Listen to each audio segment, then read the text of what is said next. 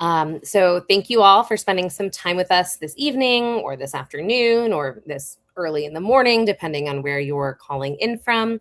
My name is Steph. I use she and they pronouns, and I am the Senior Associate Director of Alumni Relations at Teachers College. I'm thrilled tonight that we are having this workshop in partnership with our colleagues at TC Next, our Career Services Office, which Anthony will share a little bit more about during the presentation. But Anthony is going to be leading you through this workshop tonight about reimagining your resume. A lot of folks we have come to us with questions about I'm shifting away from something I've been doing for a while, or I'm applying for new things post-graduate school, but I have all this work experience before grad school, or I came right from undergrad into grad school, and now I'm looking to shift that experience into my resume. So Anthony's going to give us some excellent advice, and we're going to practice some of this together. So I will pass this over to Anthony to kick us off. Well, good evening, good afternoon, good morning, everyone. My name is Anthony Dimitrion. I am one of the career coaches over at TC Next, the Career Services Office here at Teachers College. And I myself am a career shifter, having worked for 9 going on 10 years in private practice as a licensed clinical social worker, and now entering the realm of higher ed, working in career services. So I'm excited to spend some of this time with you guys to just do a nice brief overview of resume and cover letter best practices, and then kind of get into the nitty-gritty of how we can highlight our transferable skills and tailor our resume maybe to a job pivot. So I'm going to go ahead and share my screen with everyone. Pull up the slideshow. Okay.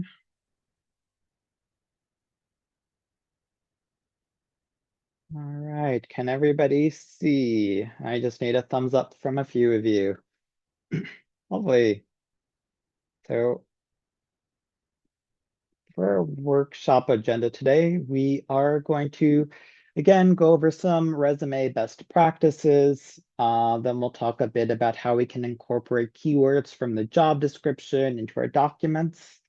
We'll explore a bit about how we can identify and frame relevant transferable skills for the new industry we may be pivoting into. We'll talk a bit about cover letter best practices, and then I'll share some of our TC Next services, resources, and ways that you can stay engaged as an alum. So first, we're going to talk a bit about resumes. As alumni, I'm sure you're familiar with what a resume is, so I'm not going to spend too much time on this slide here. But a resume is a professional document that provides a succinct overview of your education, credentials, experience, skills, and accomplishments. And it really highlights the qualifications that make you the best candidate for the position that you're applying to. Why exactly do I need one? Well, I need one to apply for jobs, maybe doctoral programs, postdoc fellowships, advanced certifications, or professional development programs. So before we get into the nitty-gritty of what it goes into a resume, we're going to zoom out and just look at the overall visual appearance and formatting of a resume. And right now on our screen, we've got 2 very different resumes in front of us. And I'd love if we can just take a moment as a group here and write in the chat some of the differences you note between these 2 resumes based on visual appearance and formatting alone. So we'll spend maybe 30 seconds to a minute with that.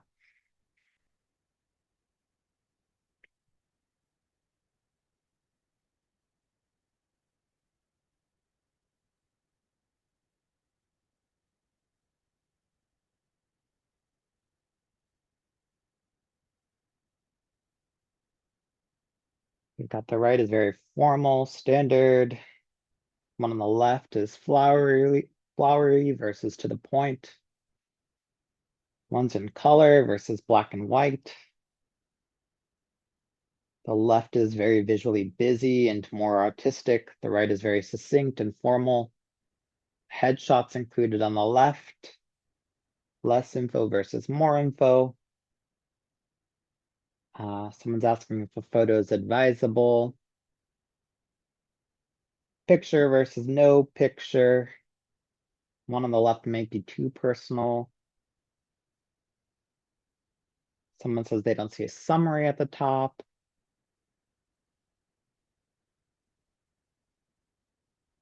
Yeah.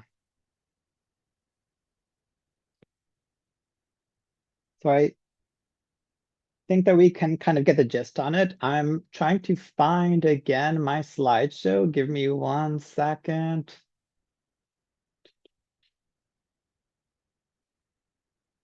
There it is.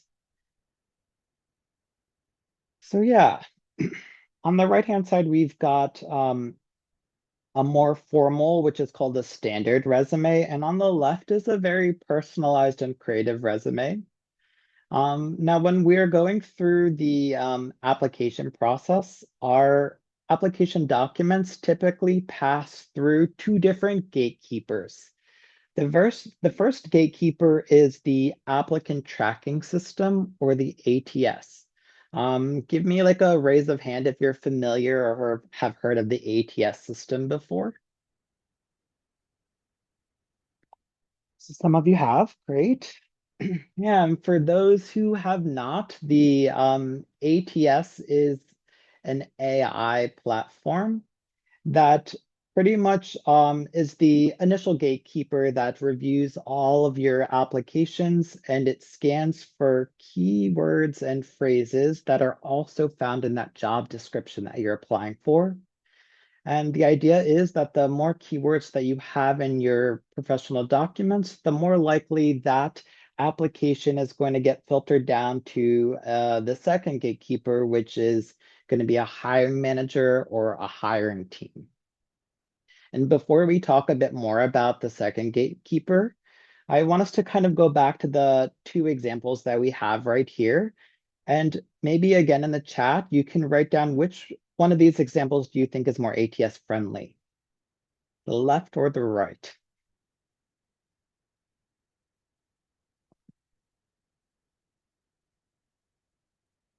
I've got a whole bunch of rights. And you're absolutely right. The application on the right is more ATS friendly because most of these platforms have been trained on some version of a standard resume. All standard resumes are typically black and white. Their font types are similar to the font types you would use in like a graduate research paper. So we've got our Times New Roman, our Calibri, our Arial. Um, Font sizes are typically between 10 and 12, and our margins would be 0.5 to 1 inch. And the information flows from the top down and it reads from left to right, similar to how we read here in the US and most like Western countries. So while the resume on the left looks very visually pretty, the ATS is now having to scan this and make sense of various font sizes, various font types, different graphics, colors, images. There are two columns here with information in it rather than one straightforward column. And that can make it kind of tricky for this ATS system to read, and it may mislabel and miscategorize your experience and the keywords that come with it, leading your application to possibly erroneously get filtered out and to never see a hiring person. So here at TC Next, we recommend that when you're applying to larger corporations that maybe are using some large scale platforms to submit applications through, that you utilize some version of a standardized resume. Now, on the second hand, we've got our second gatekeeper, which is the actual person, our hiring manager. And research has found that hiring managers spend between 6 to 8 seconds reviewing a resume before they decide whether or not they're interested enough to keep reading on.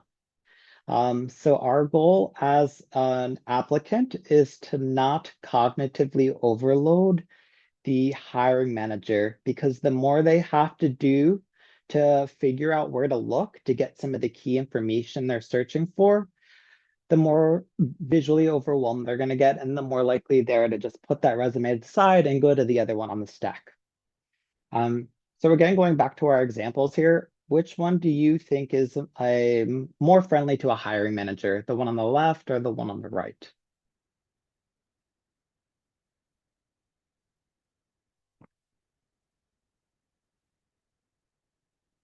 We've got a whole bunch of rights, and I want to say that 90% of the time you are correct. The one on the right would be the most friendly to a hiring manager. But this is also very industry specific. If you are going into a very creative or artsy industry, the hiring manager might appreciate the one on the left because it shows a bit more of your personality and it can show a bit more of your skills when it comes to design and format. Um, at the same time, if let's say you're really in love with how personalized your resume is on the left and you're going to a networking event and you're bringing physical copies of your resume, well, it wouldn't hurt to bring the one on the left if that one really feels at home to you. But again, as mentioned, if you're applying online and this is just going to a big, large platform to submit your application, I would recommend the one on the right because it is very straightforward. It's easy for the hiring manager to skim through. They see the categories right up front. Everything is nice and short and succinct and to the point. Yeah, so today we're going to be focusing mostly on the standardized resume. And I am going to try and change my slide. Give me 1 second.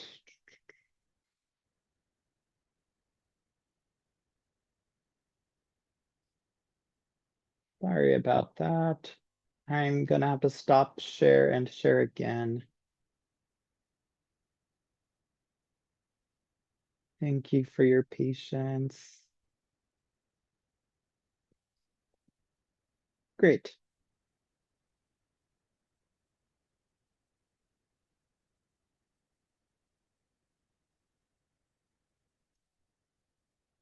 I'm sorry, I'm having technical difficulties with moving the screen.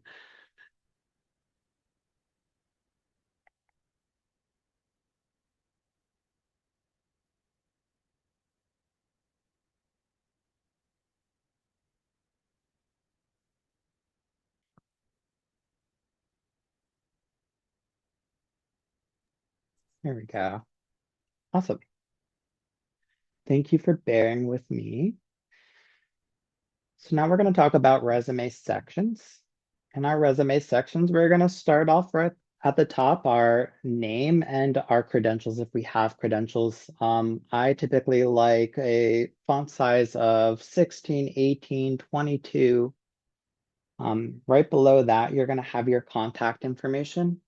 Contact information will be your mailing address, your phone number, your email address, and if you have a LinkedIn, you can throw in the LinkedIn URL as well up there. A quick caveat is that with your email address and with your LinkedIn web address, you don't want to hyperlink it and you don't want it to be a different color with an underline. Similar to how a lot of word processing systems automatically do that. Because sometimes those hyperlinks might get broken up, and then if a hiring manager goes to click on it, it's not going to lead them to the spot that they're looking to go to, and that's taking more precious time from their attention span. So after we've got our contact information, recent grads are welcome to keep their education right up at the top, especially if they're still gaining experience under their belt.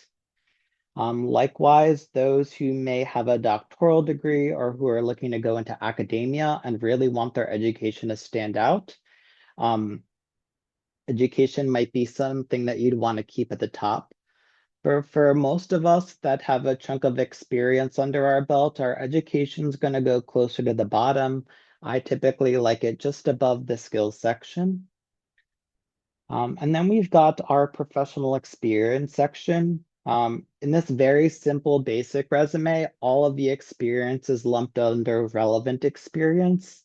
But for those of us that have done quite a bit in our careers thus far, we're welcome to split our experience up into separate sections. Like for me, I work in higher ed, so I've got a higher ed experience section.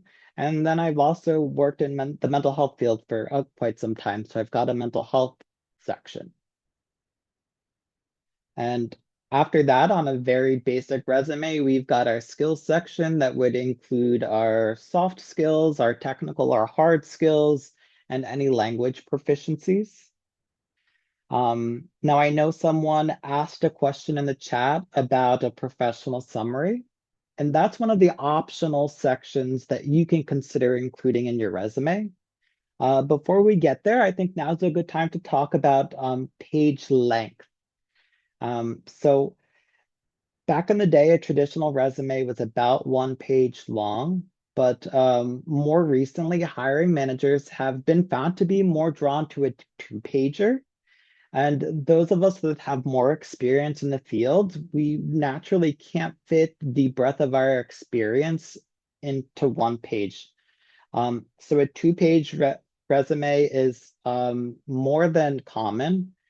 It's just important that if you are to create a 2-page resume, that 2 pages is completely filled and all of the information that you're putting in those 2 pages is relevant to the job that you're applying to. So optional sections to include in your resume are professional summary, any licensure or credentials, professional development that you've completed, any publications you've had, presentations or conferences, as well as honors and awards. For those of us that are going to be changing careers or maybe looking to move up in our current field, professional summary and professional development might be sections you'd be interested in including in your resume. And I'll share more about that in the following slide. So a professional summary is a 2 to 3 line snapshot that frames your experience through a lens that's relevant to the industry that you're breaking into. It gives hiring managers and recruiters more clarity as to why you're applying for this specific role. And it answers the question, who are you as a professional and what value you're going to bring to the role or the organization. So let's say that I had a PhD in mathematics and then I went to TC because I was interested in actually becoming a high school math teacher. And now I'm applying to a job through the DOE. Well, a hiring manager might wonder why a PhD level mathematician is looking to apply to the 9th grade Algebra 1 job. And our professional summary can give them a bit of that narrative there to explain the pivot. Likewise, professional development, which would include any advanced certifications or continuing education that's relevant to that field that you're going into, could be helpful to include as well, because it's going to again help frame you as a professional under this new industry you're going to. So let's say I am that PhD in mathematics who's going to become a high school teacher. Well, maybe I took some PD in working with neurodiverse high school students. Well, I can throw that down under the professional development section of my resume, and that's going to, again, help the hiring manager better understand, oh, this guy's actually going into teaching for high school students. He is interested in that. And additionally, adding some of these sections can also provide more keywords or phrases that will help the applicant tracking system. So before going into the specific resume bullet points, I'm gonna just stop share and see if there are any questions. So feel free to pop some questions in the chat, and if there are any questions that have already been in there, Steph or Lauren, that you think are worth us answering right now as a big group, feel free to also read some of those aloud. Yeah, there is one clarifying question saying, if you don't have a full 2 pages worth of experience, is it just better to have that 1 page? Great question. And yes, I would say that if you don't have the full 2 pages of experience, just keep it down to the 1 page. And again, if it's not relevant experience, like if you're going back to your high school days to fill out the second page, then again, I would lean more towards the first one. Because our goal isn't to bog down the hiring manager, it's to keep their attention. And this is a great question. How do you handle dates, et cetera, to avoid age discrimination when doing a career change? Is there a general rule of thumb there? It's very much up to you, and it's not a requirement to put the dates of graduation. I've definitely worked with some alum in the past who have felt more comfortable with leaving that out to avoid age discrimination. Um, Again, it's tricky when it comes to like the applicant tracking system as it's looking for some type of dates and it might kind of end up getting a little wonky when it's reading your resume if it doesn't see it there.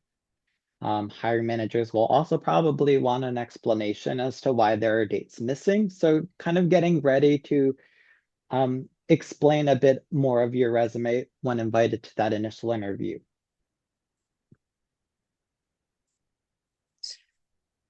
What about when they ask for years of experience? How many years will deter age discrimination, yet let them know you have loads of experience? Think that that's another great question, and I'd encourage you to use your best judgment. If you're looking to move up in a field that you're already in, well, years of experience is going to look good.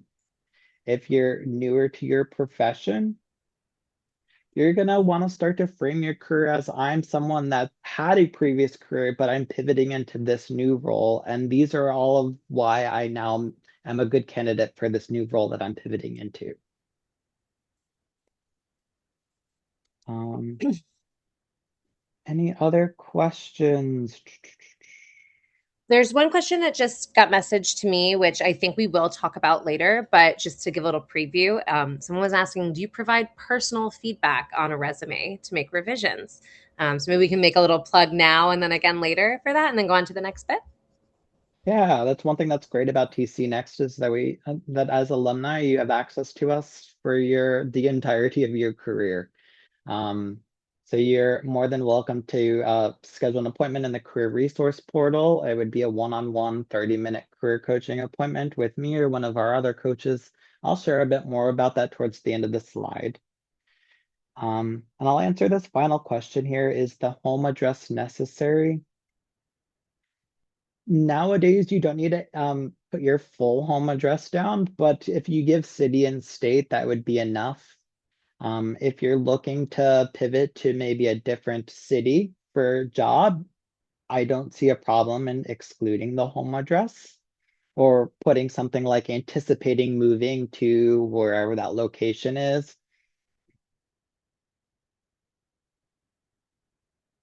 And any specific questions I would say that you have about your personal circumstances might be better answered in a one-on-one coaching appointment where we can take time to really explore your experience.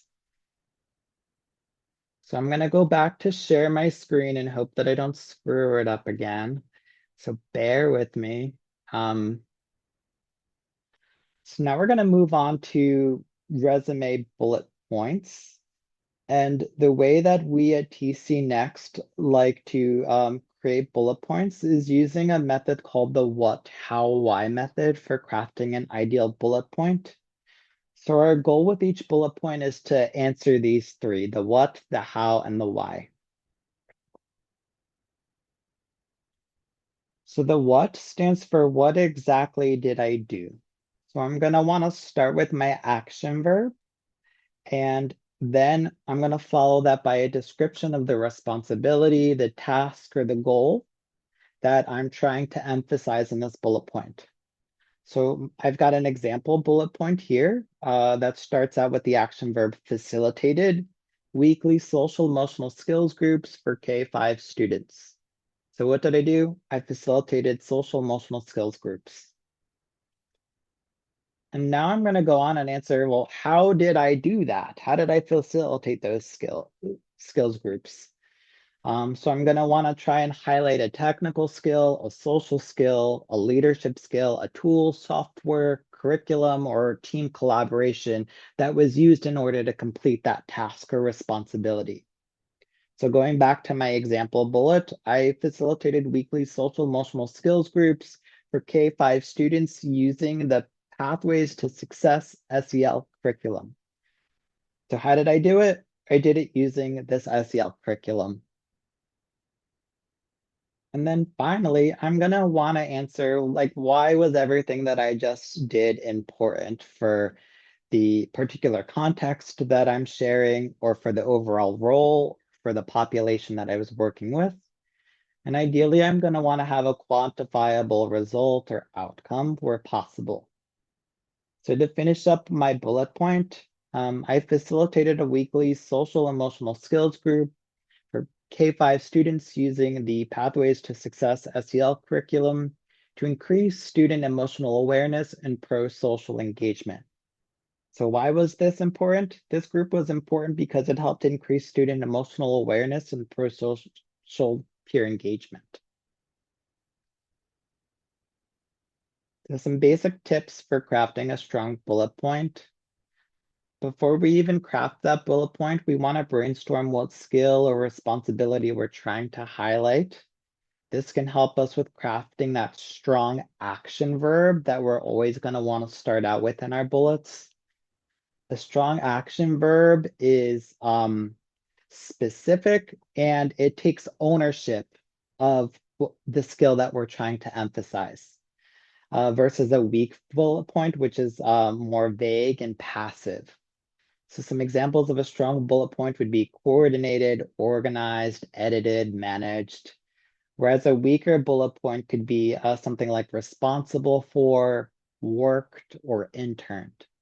The way that I maybe interned could be different than the way you interned. So that's very vague, and you're leaving it up to now the hiring manager to understand what you mean by interned. And that again is taking some precious time from their attention span. We're only going to want to use one action verb per bullet. So rather than saying something like conducted a participant interview and analyzed, we're going to want to have conducted participant interviews and analyzed be two different bullet points. Don't use personal pronouns. So rather than starting with I led a focus group, we're going to want to start with that strong action verb of led a focus group of. And again, going back to that why, we're going to want to share outcome, result, or purpose of the skill, responsibilities that we're highlighting. And we're going to want to quantify where possible. Quantifying can be how much, how many, how often. It's a number, a percentage, a dollar sign. Going back to the example that I shared earlier, I facilitated weekly social emotional skills groups. That's quantifiable. And our bullets, ideally, we want them to be no more than 2 lines long. So it can be really tricky at times to concisely come up with a bullet point and put all the relevant information into just 2 lines. And that is where I personally like to use an AI of my choice to help me make some of what I'm wanting to say a little bit more concise. So before we practice together, I'm again gonna stop share and see if there are any questions. Or actually, would Steph or Lauren be able to share any questions out loud so I don't have to stop share?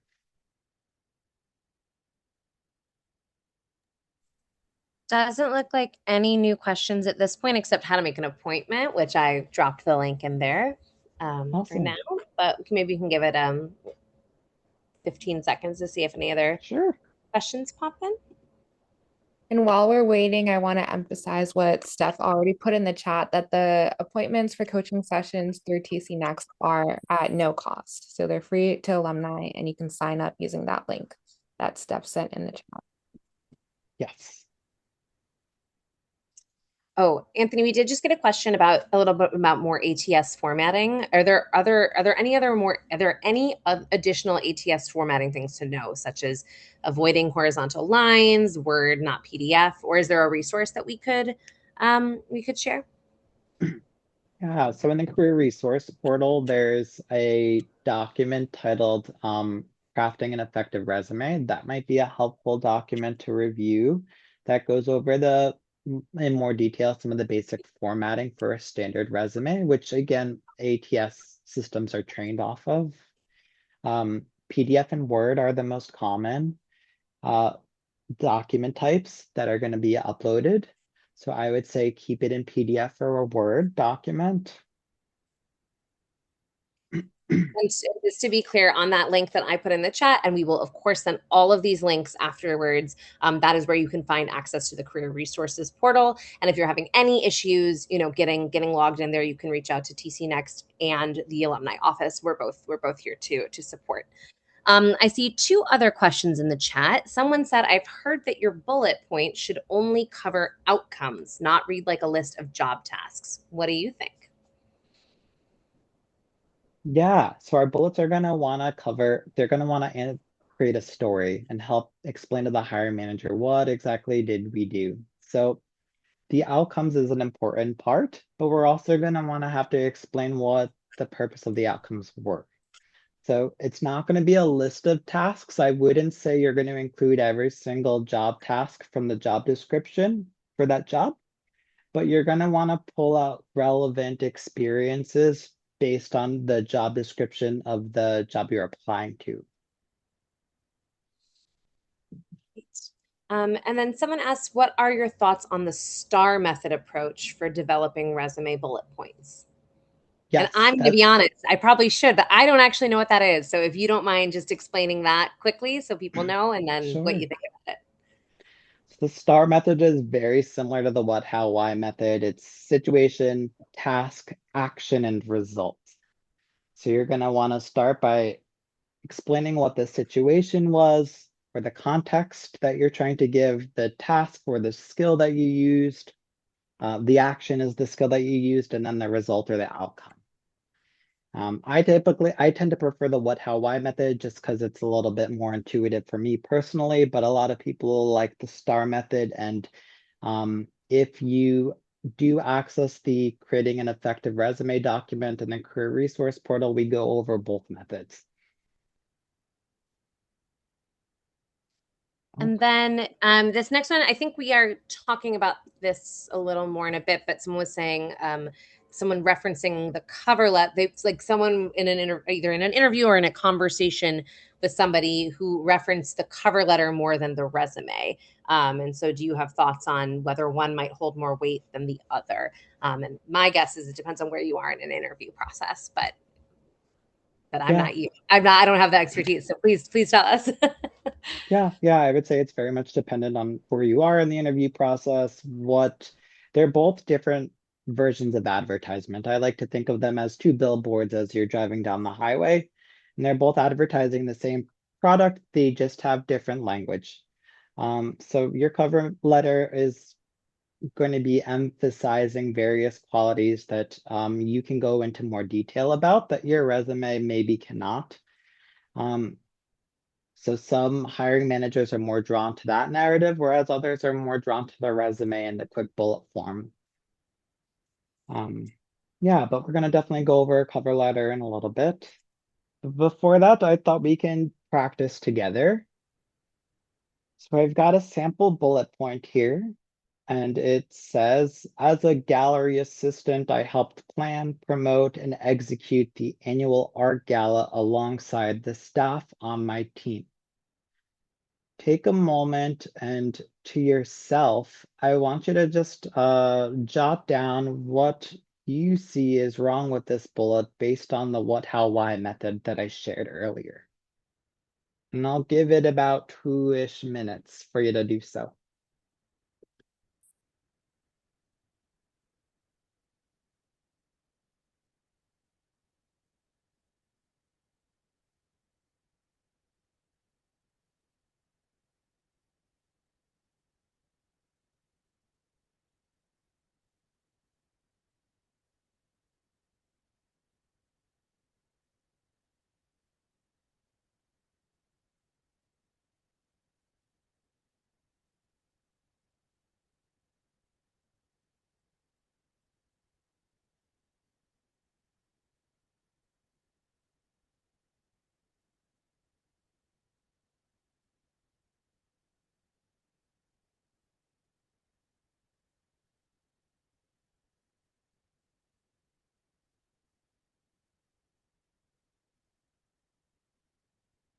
We've got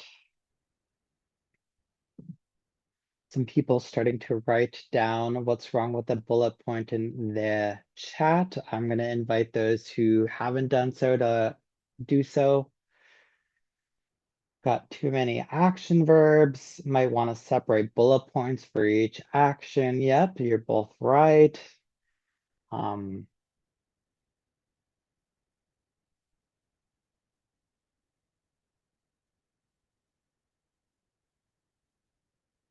Job title should already be written as a header of sorts.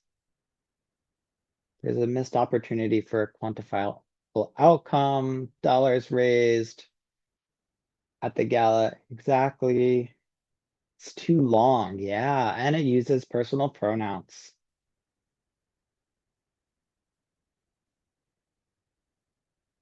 There's no sense of scale or impact. It's not specific enough about what they actually did. Depending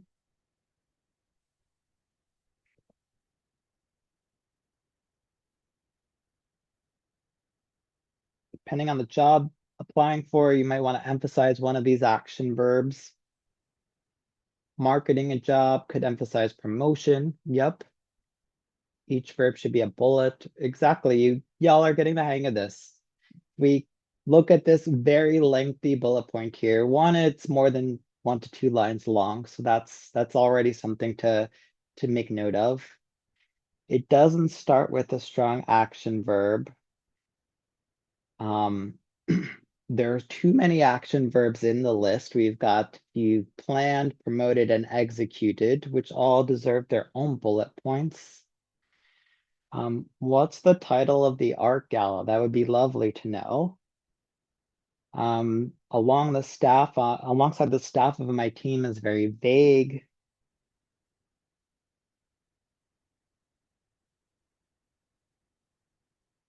So it sounds like everybody's getting the hang of what the what, how, why method is like.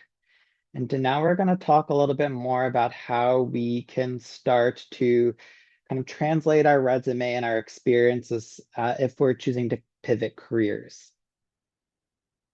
And again, I'm trying to move the slideshow along and it's not letting me. So give me 1 second to stop share Anthony, again. I'll share my screen so that you don't have to worry about it. Let I me grab. appreciate it. Thank you.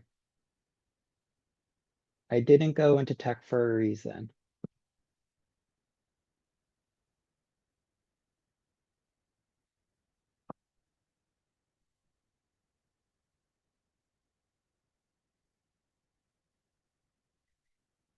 Perfect. Thank you so much. So career transitions, transferable skills, and keywords are some of what we're going to touch base on now. And Steph, you can move us down to the next slide.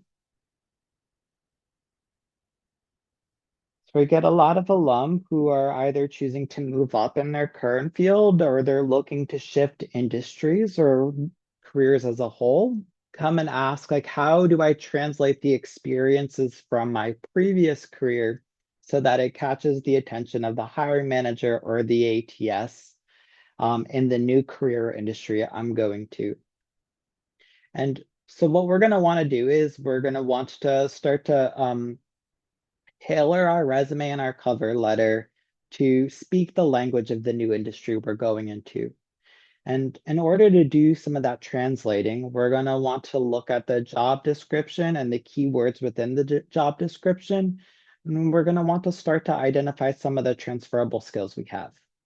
So I have a 3-step protocol that I like to use when starting to tailor my resume for a career pivot.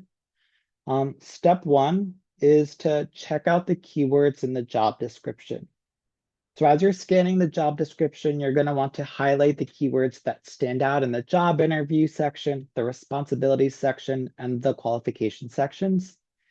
Keywords are typically words or phrases that are repeatedly referenced in the job description. They might be bolded or italicized. Sometimes keywords are position or industry-specific action verbs, skills, or duties. These could be analyzed, led, partner, assess, build scalable frameworks. I would also encourage you to go onto the organization's website visit their About section and look at the values in their mission statement, as those will also give you some more insight and some keywords that you may want to consider putting in your resume or cover letter if they're relevant to you. Checking out the department's webpage can also provide further information.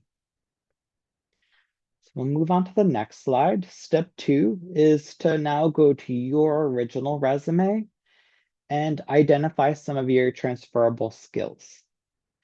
So transferable skills are relevant skills that can be brought from one role, industry, or experience to another. They're often soft skills, but they can also be technical skills depending on how big of a pivot you're moving. And transferable skills can come from throughout your academic and professional career. This could be previous employment, internships or fieldwork, research experience, student employment, and even academic coursework. The next slide, we're going to talk a bit more about ways that we can identify transferable skills. So as you're reviewing your current resume and taking a nice broad holistic look at your professional and academic experience as a whole, you're going to want to now identify the skills, responsibilities, or experiences that you've had that are very similar to the keywords in the job description. You'll also want to make note of skills or experiences that you have that maybe aren't in the job description, but you as a professional know will be assets in the role that you're applying to. And those are going to be our transferable skills. So step 3, we're going to take all of what we learned from the job description, the company website, and from our transferable skills in our original resume to now tailor a new resume and resume bullet points for this job and this industry we're going into. So we're going to want to incorporate keywords and phrases where relevant from the job description into our resume bullet points. We're also going to want to try and use industry-specific language when describing our previous experience and our transferable skills. And I'll share a bit more about what that looks like in the next slide. So let's imagine that I was a junior data analyst for a chunk of years. And in my role and my original resume, I have the bullet point analyzed customer engagement data using Excel and SQL to identify trends and generate weekly reports, improving campaign response rates by 12%. So this bullet point is a lovely bullet point if I were to stay in the technology field.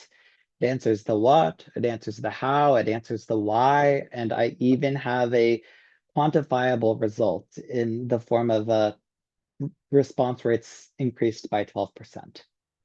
But let's imagine that I went to TC, I got a master's in curriculum and teaching, and my goal was now to pivot.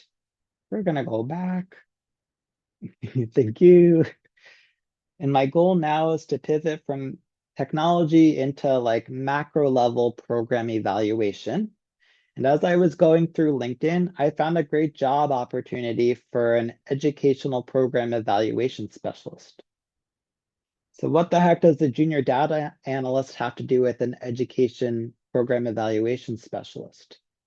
Well, this is when we're gonna kind of take that bullet point that we initially had, and we're gonna try and translate the language into industry-specific language based on some of the keywords and our knowledge of this new industry. So rather than focusing on analyzing customer engagement data, which I have in my original bullet point, maybe I'm going to focus on how I produced weekly evaluation reports using that data to support continuous improvement initiatives, which is a nice buzzword that I found in the job description, leading to a 12% increase in response rates. Now I still have my quantifiable outcome that will catch the hiring manager's eye. So same job, same details, but highlighted differently. And on the next slide, we're pausing for any questions that those of you might have about what we've talked about this far.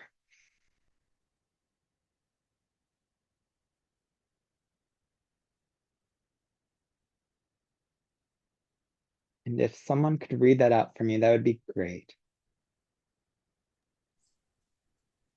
Doesn't look like we have anything new, just some more Sure. comments about the bullet points there. Awesome. We can touch base on some of those towards the end of the session. But let's move on to the next slide. We've got some bonus tips. We just got one more question. Let me know if you want to answer this now or save it till the end. Sure. Isn't there an affinity for an AI to prioritize resumes written by the same AI? Is there an affinity for AIs to prefer? Yeah. I am going to be honest and say I'm not sure, and that's something that we can look into. And maybe if you wanted to reach out to us at TC Next further, we can talk about it. And then this question is kind of goes back to what you were saying about the education section. But if someone's applying to doctoral programs, should the education section appear at the top, even if the graduation date was over 20 years ago? I would still put it towards the top because it shows kind of the order of I've got my master's degree and now I'm going to get a doctoral degree. But it's again very much up to you as the applicant and what you're looking to highlight. If you're like, no, Anthony, I actually want to highlight the research experience that I've gotten since I've graduated, then I would recommend you use your gut. I think that's what's nice about resumes is that they can be very much tailored to you and what you're looking to tell as you're kind of crafting your story for the person that's on the other side to review.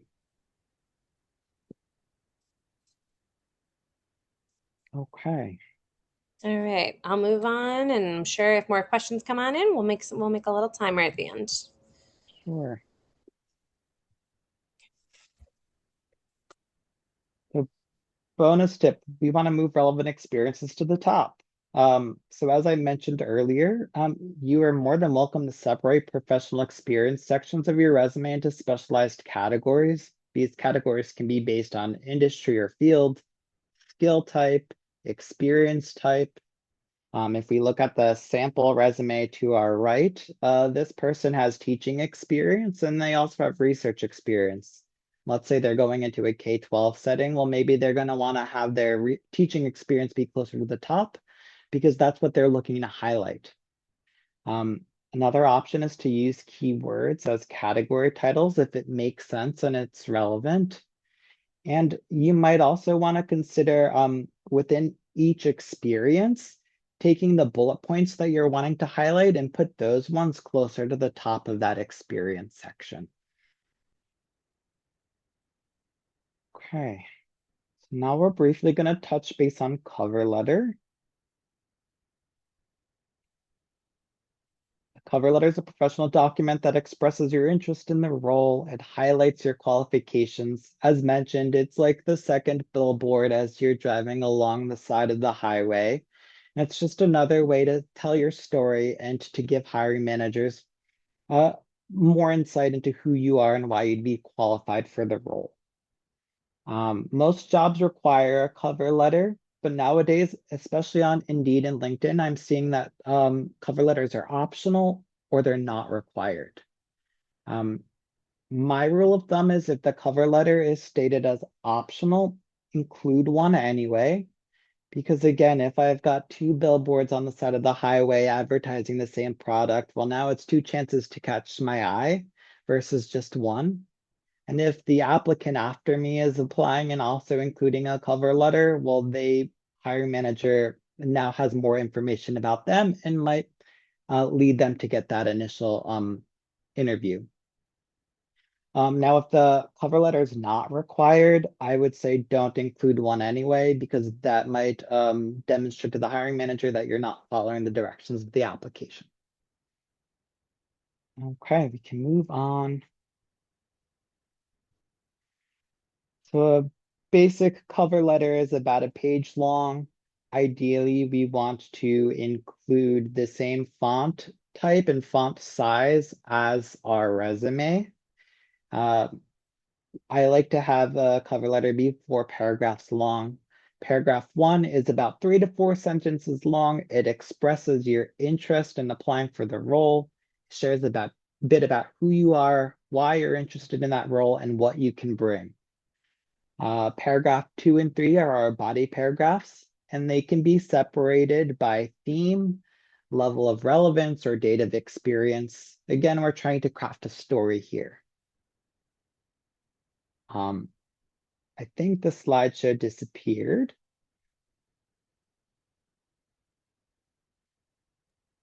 Is it back? No? No. Okay. My second screen turned black for a second, but we're back.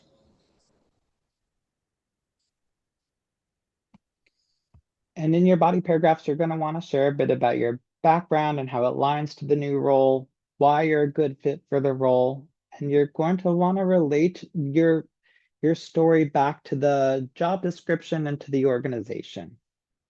And then finally, paragraph 4 is going to be a conclusion that's nice, short, and simple. It includes a thank you, and it shows enthusiasm for the role and the opportunity.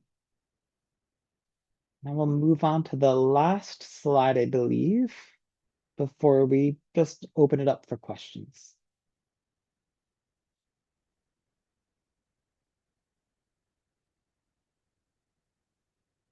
So here are some aspects of a cover letter to keep in mind. Similar to a resume, we're going to want to tailor each of our cover letters to the job that we're applying to. We're going to want to include a header in our cover letter. So that's going to include, similarly, your name, your phone number, your email address, your personal city and state where you live, and the date, of course. Research the job description and the company as you're crafting your cover letter. Again, looking back at the values and the mission statement and the about section of the organization can give you a lot of insight into what their beliefs are and who they're looking for when hiring. And you can also get to decide whether or not this is a company that you align with professionally. And finally, we're going to focus on keywords similar to the resume. If we can use some of those relevant keywords in our cover letter, maybe rather than saying I supervised, I can say I consulted or I provided consultation for a group of students if that's discussed in the job description. And finally, it's a space to share some of your research or professional interests, again, as long as they're relevant to the job. Our last little section is just some final questions before I share some of our resources.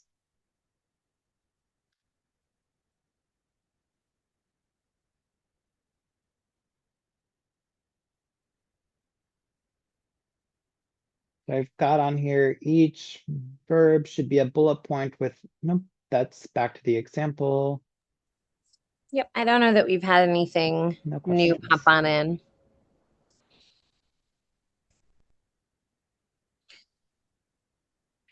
This isn't applicable to resumes, but some ATS systems and applications require a single salary figure and don't allow a range, and sometimes they won't accept text like open to discussion. How can we approach this? Yeah, so you're asking Thomas if they are in the application itself, if they're providing opportunities for you to give your salary and how to handle this. I would encourage you to check out in the career resource portal. We've got a webinar, I believe, that's on demand, all about salary negotiation. In that webinar, we do encourage, like, you're going to want to aim for the higher end of your salary range when you list that down. Knowing that most hiring managers are going to lean towards the lower end. So if you're coming in already with that lower end offer before even getting an interview, you're not setting yourself up for that negotiation stage. And we'd be happy to talk about this more in a one-on-one career coaching appointment. What are other careers that teaching lower school skills are transferable to? Yeah, great question, Kate. And I would say again, that would be a great question to come into a one-on-one career coaching appointment with, where we can talk a little bit more about your history together. Can you show us the website to go to? Yes. If That most co Do we want to go down to the next slide? I believe that will give a QR code that will take you we can share straight to that. the. We can share that afterwards. Let's keep on with some questions. Sorry, I thought we were going on to that. That's great. If most cover letters follow a specific formula, do you have any advice for making a cover letter stand out? It's all about how you tell your narrative. The formula is just giving you a nice summary of what you should include within that cover letter, but it's up to you to provide the details and emphasize the specific qualifications in your professional background that would make you the best fit for that role.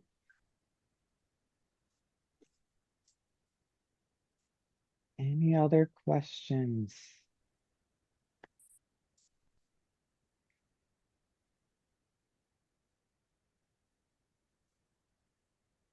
Awesome. You are welcome, everyone.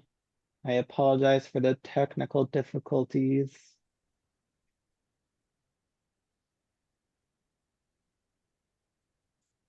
We've got some resources on the next page. So again, one-on-one career coaching services. If you scan the QR code, that'll take you to the career resource portal where you'll have access to scheduling that one-on-one appointment. You will need your TC login credentials and your TC email. If you don't have that, send us an email over at TC Next. Our email is included on the following slide, and just let us know, and we can share with you how to get access to your login credentials again. Our one-on-one coaching appointments can be for career exploration, job searching, professional document reviews, LinkedIn reviews, applying for doctoral programs, and interview prep. Within the career resource portal, we have a student and alumni directory for networking. We have a jobs and internships directory if you're looking for jobs. We have a career resource library that goes into more detail about a lot of what I've talked about today. We have a student and alumni networking LinkedIn page that you're more than welcome to join. And you're always welcome to join any of our fall and spring events or workshops that we're hosting. A lot of them towards the spring are typically webinars. And yeah, thank you everyone for having me with you. And again, don't hesitate to reach out. Use our email, our phone number, and our website.